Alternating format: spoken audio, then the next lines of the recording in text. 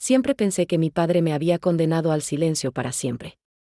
Que mi error, ese que nunca nos atrevimos a nombrar en voz alta, había levantado un muro invisible entre nosotros. Pasaron los años y sus miradas frías se convirtieron en mi castigo diario. Yo aprendí a vivir sin esperar su perdón, hasta que, en el día de su funeral, alguien me entregó un sobre cerrado con mi nombre.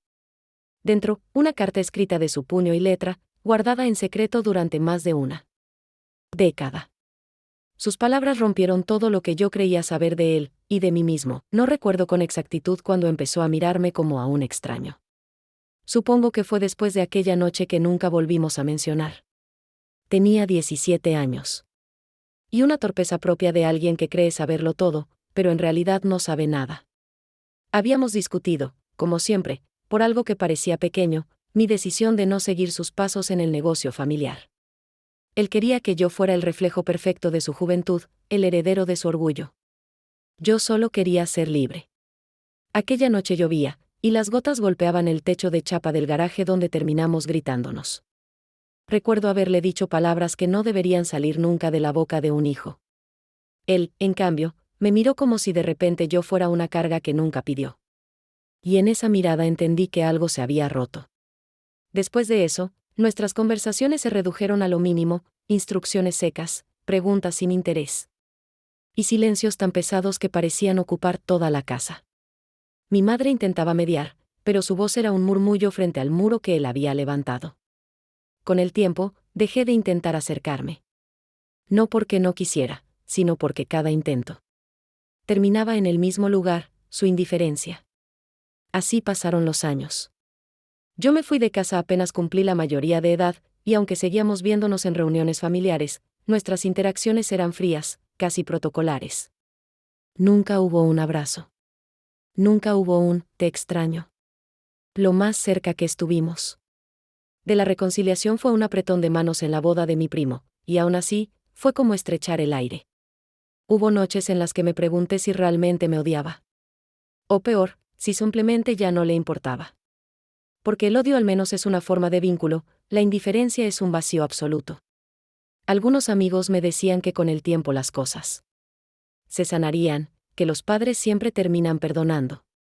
Yo sonreía, pero por dentro sabía que eso no iba a pasar. No con él.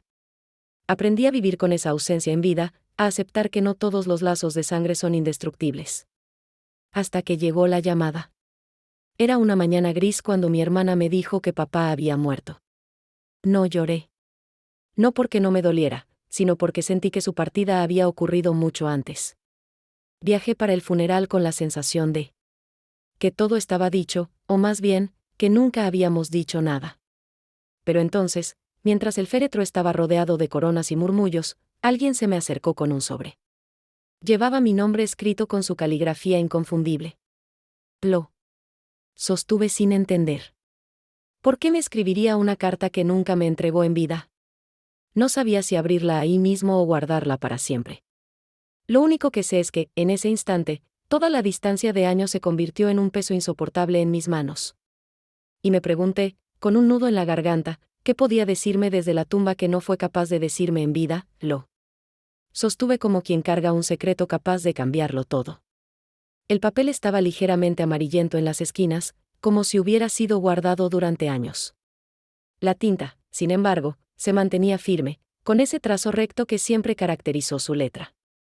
No quise abrirlo en medio del funeral. No porque me preocupara que alguien me viera llorar, sino porque temía lo contrario, que no me provocara nada. Pasé la ceremonia evitando mirarlo. Mis tíos hablaban de él como si hubiera sido un hombre cálido, siempre dispuesto a dar consejos y a tender la mano.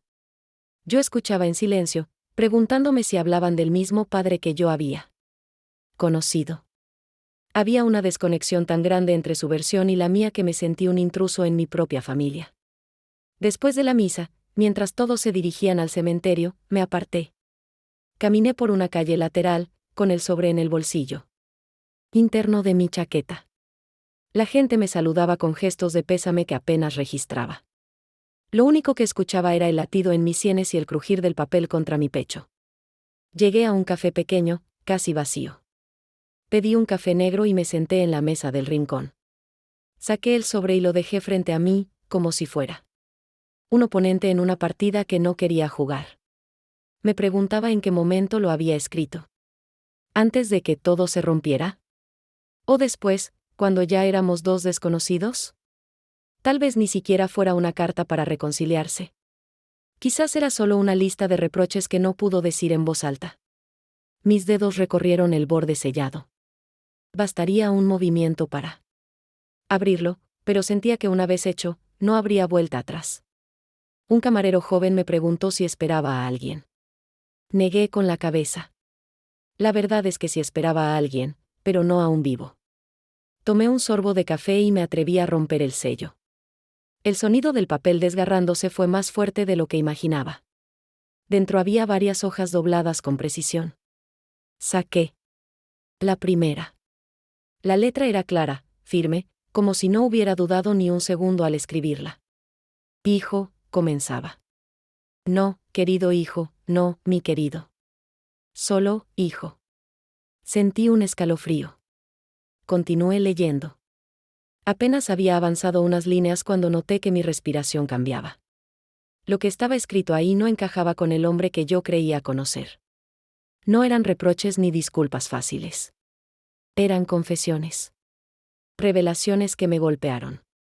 Con una fuerza inesperada.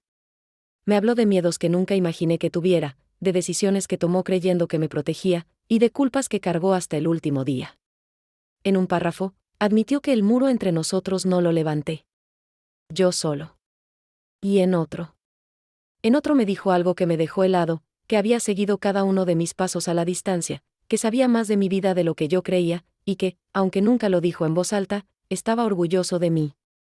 Cuando terminé la primera hoja, tuve que apartarla y mirar por la ventana. Afuera, la vida seguía como si nada, y yo estaba ahí, sintiendo que el hombre al que creí odiar me hablaba por primera vez de verdad. Me pregunté, con un peso nuevo en el pecho, ¿era posible perdonar a alguien que ya no estaba para escuchar mi respuesta? No sé cuánto tiempo me quedé mirando esa primera hoja antes de atreverme a pasar a la siguiente.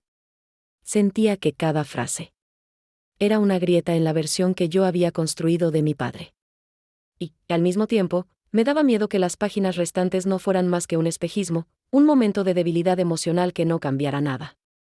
Respiré hondo y seguí leyendo. Te observé crecer con la torpeza de quien no sabe ser padre, decía en el segundo párrafo.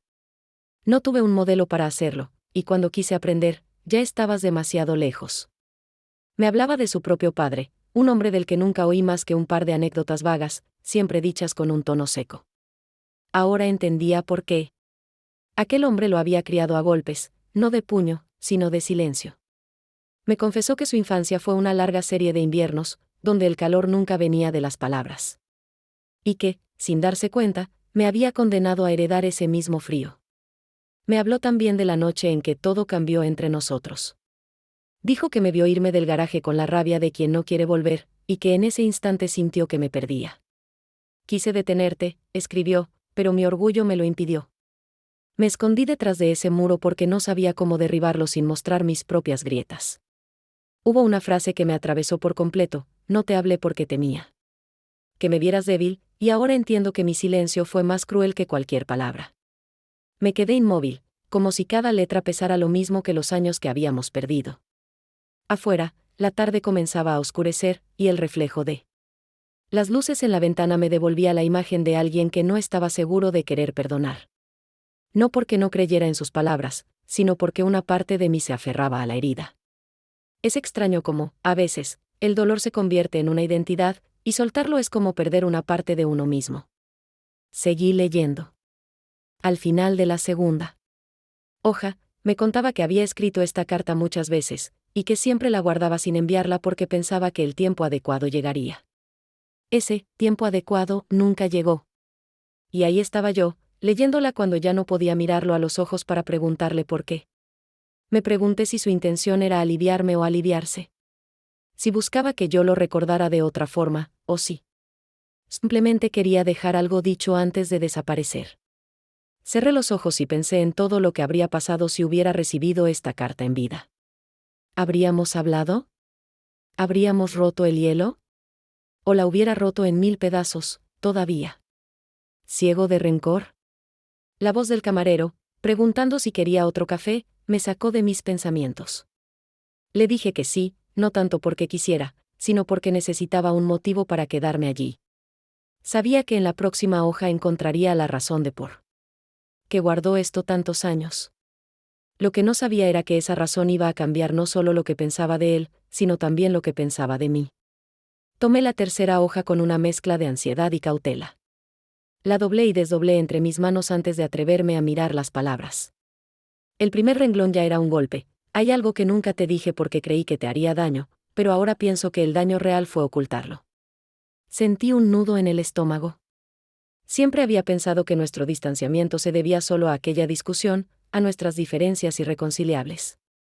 Pero en ese instante entendí que había una pieza más grande en este rompecabezas.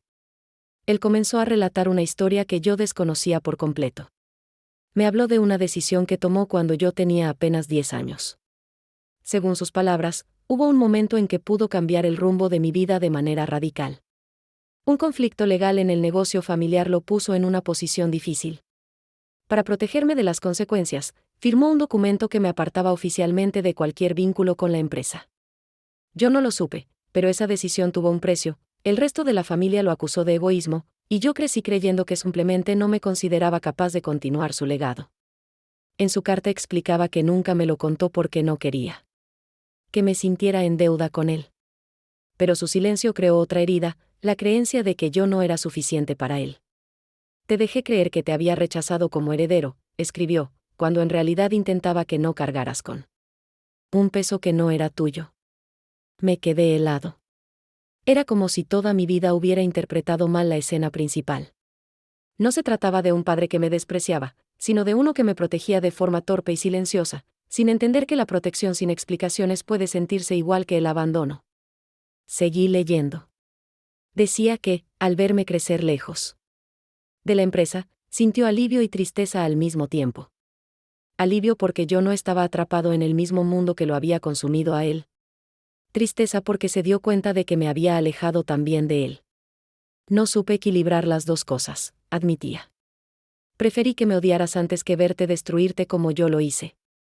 Me quedé mirando esa frase durante minutos, sin saber si me enojaba más o si me conmovía.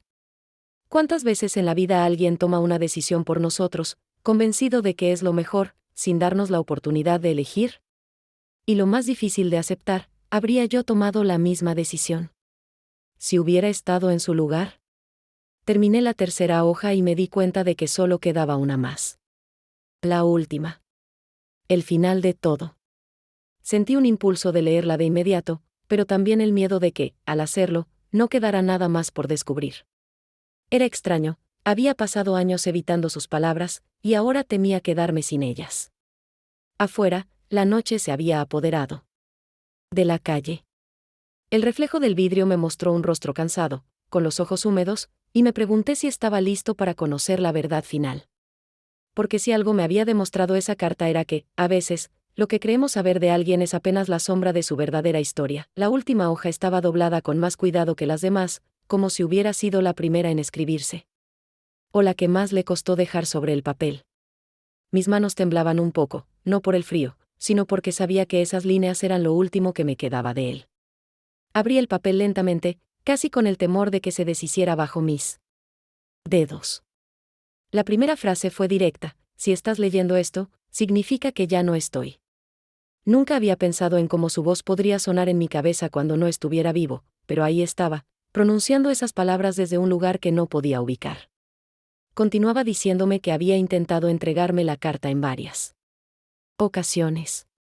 Mencionaba un encuentro que tuvimos en un cumpleaños familiar, donde me vio solo en el jardín, fumando, y casi se acercó a dármela. Tenía el sobre en el bolsillo, escribió, pero al mirarte pensé que ibas a rechazarlo sin siquiera abrirlo. Y no pude arriesgarme a ver ese gesto en tu cara. Esa imagen me dolió como pocas cosas, él ahí, con el sobre, tan cerca de romper el silencio, y yo sin saberlo, encerrado en mi propio orgullo. Luego, sus palabras cambiaron de tono. Empezó a hablarme no como un padre justificándose, sino como un hombre que se despide. Me dijo que sabía que nunca fue el padre que yo necesitaba, pero que eso no significaba que no me hubiera amado. A veces el amor se esconde detrás de formas equivocadas, admitía. Reconocía que su orgullo había sido un muro que nos aisló, y que el miedo a fallar lo convirtió en un observador distante de mi vida. Me habló de cosas que jamás imaginé que recordara, la vez que gané un concurso de dibujo en la escuela y fingió no darle importancia, pero guardó la revista. ¿Con mi foto durante años? O el día en que me vio tocar la guitarra por primera vez y pensó que tenía talento, aunque nunca me lo dijo. Lo callé porque no quería que creyeras que mi aprobación debía ser tu motor. Pero ahora pienso que, tal vez, eso también fue un error, escribió. La parte final fue la que más me desarmó.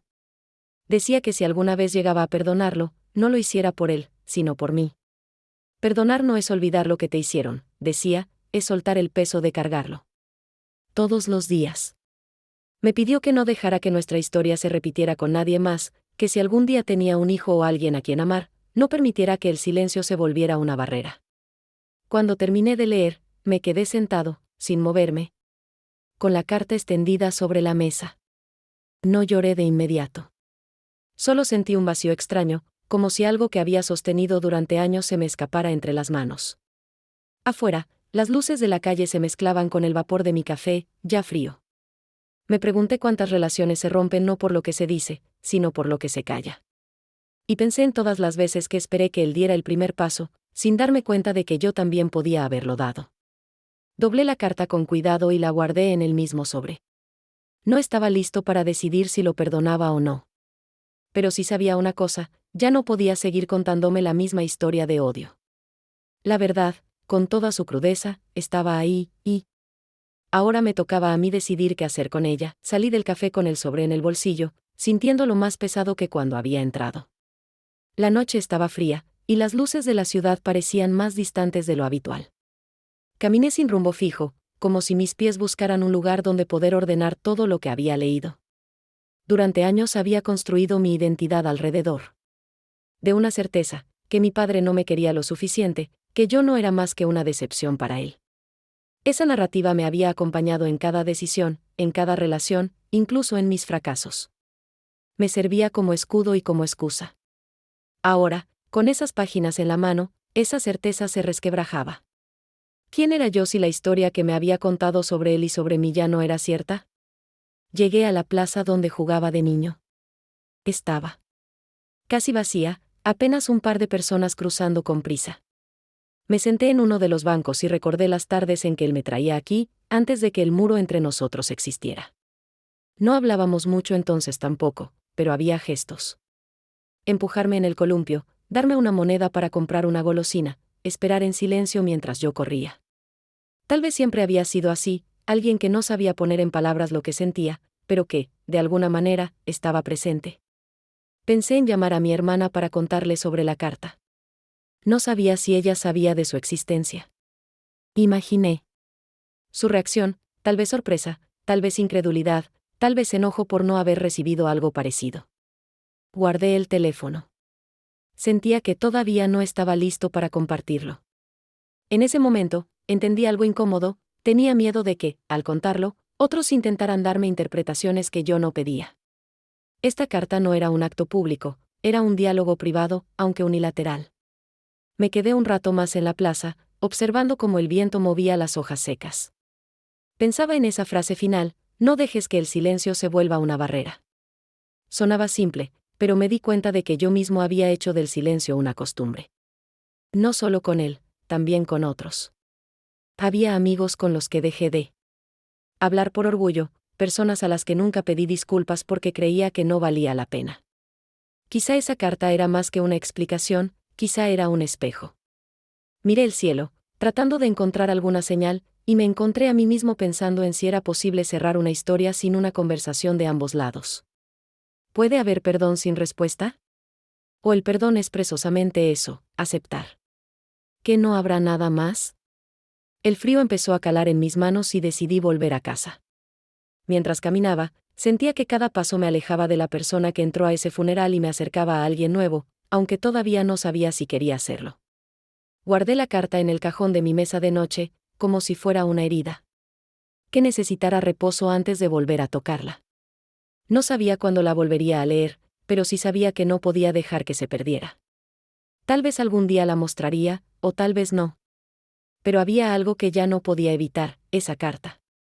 Me había hecho preguntas que no dejarían de perseguirme. Esa noche apenas dormí. Cada vez que cerraba los ojos, las frases de la carta aparecían como si estuvieran grabadas en mi memoria. No eran solo las confesiones, sino también los silencios entre línea y línea, esos huecos que yo intentaba llenar con mi propia interpretación. A veces me sentía aliviado, como si me hubieran quitado un peso que llevaba desde la adolescencia. Otras veces, el enojo volvía con fuerza, porque la verdad había llegado demasiado tarde. Me levanté temprano, incapaz de quedarme quieto. Fui hasta la cocina, preparé café y me senté frente a la carta, extendida sobre la mesa como si fuera un mapa que debía descifrar.